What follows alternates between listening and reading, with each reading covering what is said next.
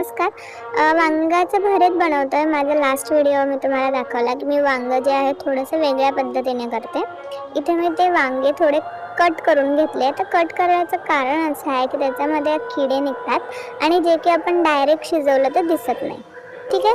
So आता बघा छान कट करून घ्यायचे.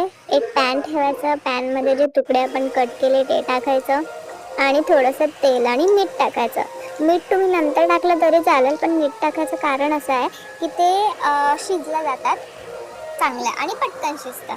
त्याच्यानंतर त्याच्यावर एक झाकण ठेवून द्यायचं, म्हणजे पटकन शिजतं. वाफ जर बाहेर गेली तर कसं आहे ना, पटकन शिजत नाही.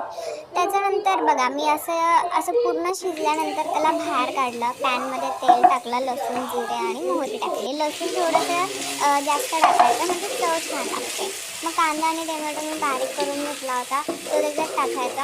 आता कांदा आणि टोमॅटो खूप छान शिजवायचा, जेणेकरून काय होतं ना की म्हणजे तो कचकच नाही लागत. ओके. त्याच्यानंतर बघा इथे मी काय केलं आहे ना, ॲक्च्युली माझा व्हिडिओ पोस्ट करायचा राहून गेला होता.